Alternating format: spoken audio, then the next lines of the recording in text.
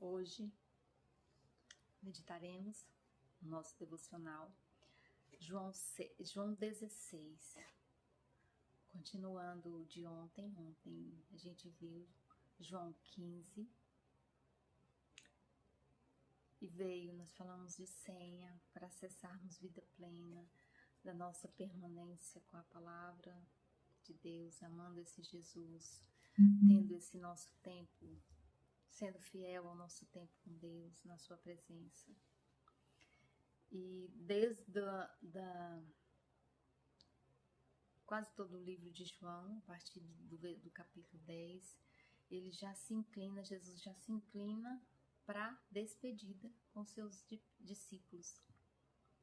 E hoje vai ficar mais afunilado. Os discípulos já começavam a perceber que Jesus já estava falando mais claramente para eles. Na verdade, o coração dos discípulos já se aquecia melhor. Deus já estava atraindo mais os discípulos para Jesus, que eles começaram a perceber.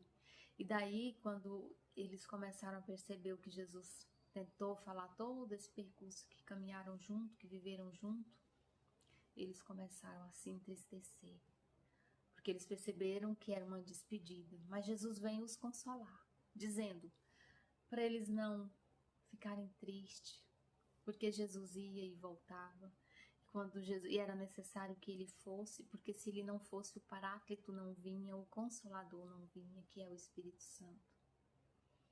Mas que o Pai estaria com ele. E aí Jesus fala assim, vai chegar um tempo agora, no decorrer do texto fala, vai chegar um tempo agora que vocês se dispersarão, vocês irão para as casas de vocês e me deixarão sozinho. Mas eu não estarei só, porque aquele que me enviou estará comigo. Isso quer dizer o que para nós? Quer dizer que Deus não nos abandona, Jesus não nos abandona, Ele está sempre conosco. Nós é que nos afastamos dele devido às nossas atitudes, o nosso estilo de vida. De repente a gente opta para viver longe de Deus, desobedecendo seus mandamentos, não querendo saber, não querendo conhecer da sua palavra, não colocando ele em primeiro lugar, não amando uns aos outros, não perdoando, enfim. Nós fazemos o contrário do que manda os seus mandamentos. E aí a gente se acha embebido de tristezas, de problema, em desespero, em depressão, sem saber, sem ver uma saída. Mas a nossa saída sempre foi e sempre será Cristo, não tem outra. Não tem outro caminho seguro, não tem outro. O que tiver fora disso é enganoso, é duvidoso. E nesse capítulo 16, a gente começa a meditar e começa a sentir esse medo. Imagine você ter um grupo e aquela pessoa que é, digamos, que coordena aquele grupo, que é suporte naquele grupo, começa a se despedir, não é? Quantas vezes isso ocorre na nossa vida, quando nós ficamos sem chão, não às vezes por alguém assim, mas por situações que nós saímos do prumo, como dizem, que nós perdemos o norte, que o nosso chão some, quando vem uma notícia ruim, quando alguém recebe diagnóstico de um problema de saúde, a gente fica sem chão. Mas não devemos esquecer que Cristo é a nossa base, Cristo é a rocha, Ele é a nossa coluna, Ele é quem nos sustenta. E é por isso que é necessário a gente conhecer a fonte, conhecer quem é que nos segura, quem é que nos salva, quem é que nos dá força, quem é que nos dota de sabedoria, quem é que dispensa graça sobre nós, quem é que conduz os nossos passos, guia o nosso caminho, quem é que caminha conosco. E por isso é necessário nos fazermos ser conhecidos e se aproximarmos de Deus. Porque a gente não consegue amar aquilo que a gente não conhece. Ou amam, vocês conseguem amar aquilo que vocês conseguem amar um estranho? Se achegar a um estranho? Dificilmente. Então é isso, vamos para a leitura então.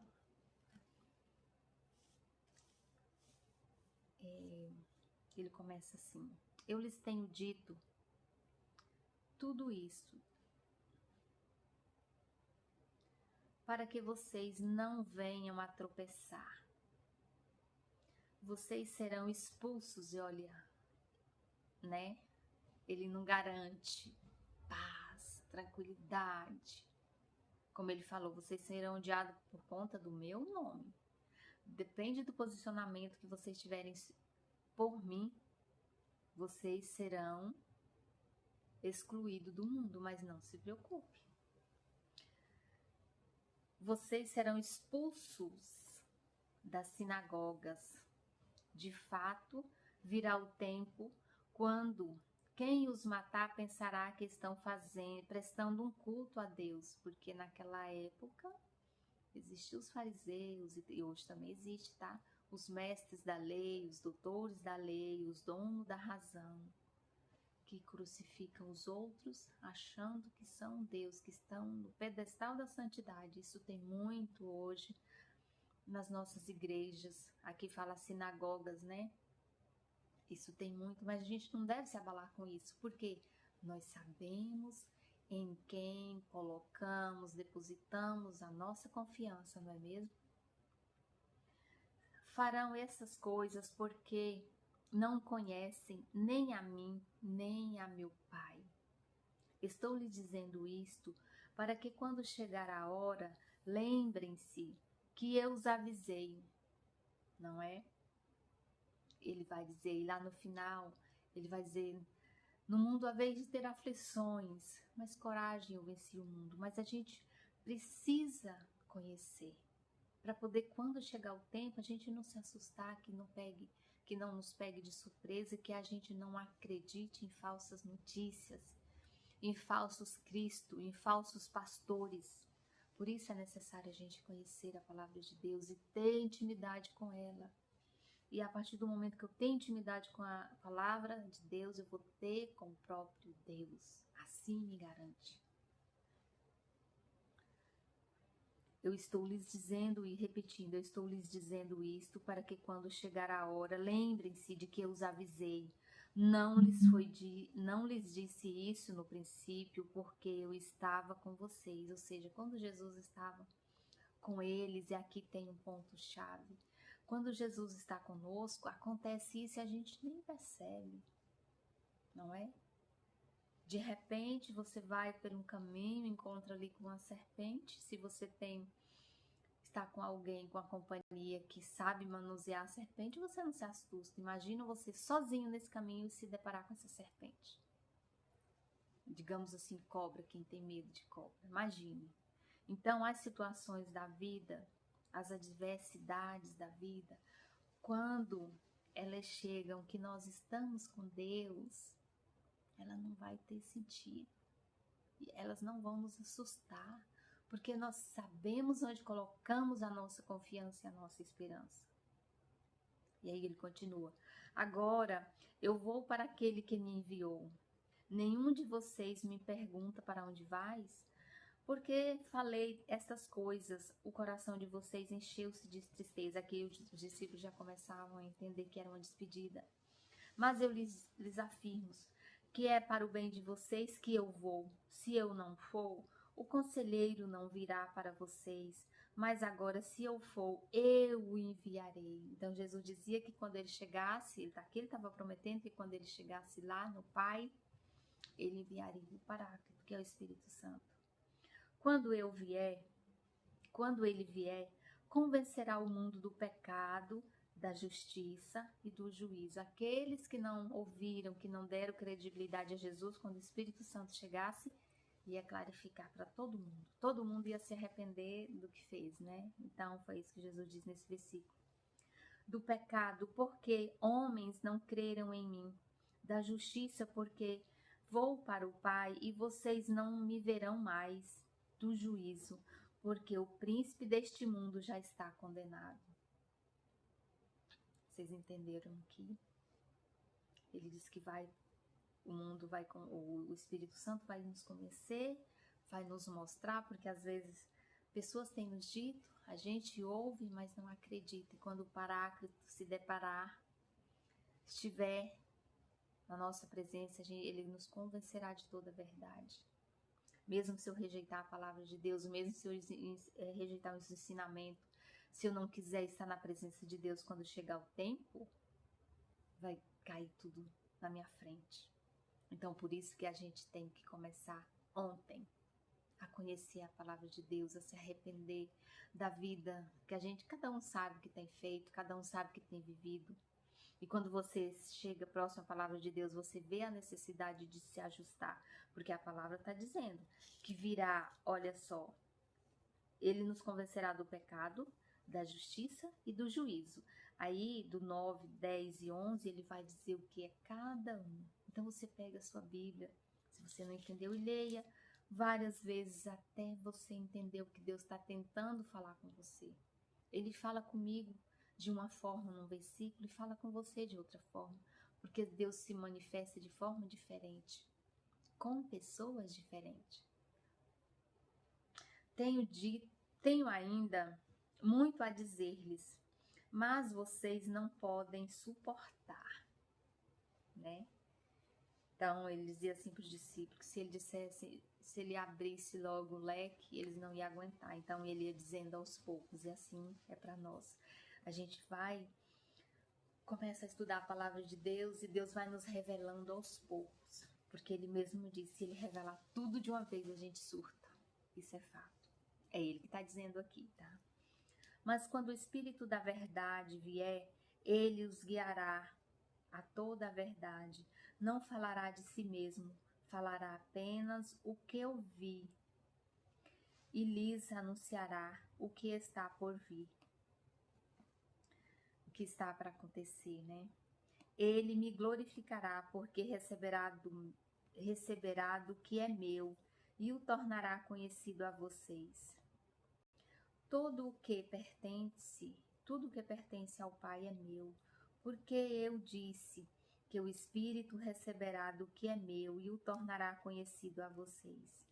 Mas um pouco, e já não me verão, um pouco mais, e me verão de novo. E ele já falava da ressurreição, e aqui também fala da nossa. Porque por mais que a gente imagine como será, a gente não entende, não é?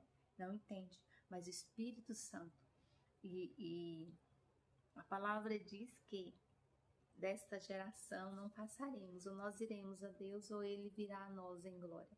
E aí o que acontece? A gente precisa estar preparado. João, primeiro capítulo, fala que João veio preparar o caminho. E aí depois Jesus chegou. Então, nós precisamos, a partir do nosso batismo, preparar o nosso caminho. Nós precisamos vigiar, nós precisamos alinharmos a nossa vida. Se nós somos cristãos, nós não somos soltos. Nós viemos de alguém, nós temos origem, nós temos dono. E o príncipe deste mundo quer nos ganhar. E nós precisamos estar naquele que de fato é o nosso dono, para que o príncipe deste mundo, o salteador, o lobo, e vamos voltar lá no bom pastor, que o lobo não usurpe as ovelhas do bom pastor. Mas só que as ovelhas têm que fazer a sua parte. Como diz a palavra, as ovelhas ouvem, elas precisam ouvir a voz de Deus, para que a gente não se confunda. E até aqueles que não entenderem isso, não crer nisso, não crer na palavra, quando chegar o momento, o Espírito Santo vai clarificar para todo mundo. O que é do Pai, volta para o Pai. O que rejeitou o Pai vai ver o juízo. Está aqui na palavra. O que pecou, achou que não ia pecar, quando o Espírito Santo chegar, ele vai mostrar que era pecado. Ah, mas agora só fala de pecado. Ah, mas agora só fala disso. Mas é a verdade. A gente não tem como fugir da verdade, tem? Temos como fugir da realidade? Não temos. Jesus vinha preparando os discípulos esse tempo todo. E aí os discípulos agora, já na altura do capítulo 16, começaram a entender. E ainda nessa altura, Jesus não podia falar tudo. Assim como ele não pode nos revelar tudo de uma vez. Porque ele vai nos amadurecendo e vai revelando. Ele vai nos amadurecendo e vai revelando. Que nós só vamos estar pronto no último dia. E aí a gente não tem, a gente faz, mas não vê a certeza. E é assim, certeza mesmo, mas nós temos que estar no caule da videira. Nós não podemos estar fora, porque o fruto fora, ele murcha e morre. Nós queremos viver para a vida eterna, não é assim? E aí Jesus fala que eu vou e volto. Agora eu vou, mas logo, logo eu volto. Alguns dos seus discípulos disseram uns aos outros: o que ele quer dizer com isso? Mais um pouco e não me verão mais, e um pouco mais me verão de novo. Porque vou para o Pai. E perguntaram: o que quer dizer um pouco mais? Não entenderam o que ele está dizendo. Jesus percebeu que eles desejavam interrogá-lo a respeito disso, pelo que lhes disse: vocês estão perguntando uns aos outros o que eu quis dizer quando falei. Mais um pouco e não me verão, um pouco mais e me verão de novo. Digo-lhes que certamente vocês chorarão e se lamentarão, mas o mundo se alegrará quando vocês estiverem chorando. Vocês se entristecerão, mas a tristeza de vocês se transformará em alegria. Ou seja, Jesus estava antecipando que quando ele fosse pego, os discípulos iam ficar tristes, iam se desesperar. E o mundo ia ficar alegre pelo que estava acontecendo com os discípulos, mas não era para os discípulos se preocupar, porque a tristeza deles seria transformada em alegria. Aí ele usa o exemplo da mulher em dores de parto. Ele fala assim: a mulher que está dando à luz sente dores porque chegou a sua hora, mas quando o bebê nasce, ela esquece a angústia por causa da alegria de ter vindo ao mundo o bebê. Assim acontece com vocês.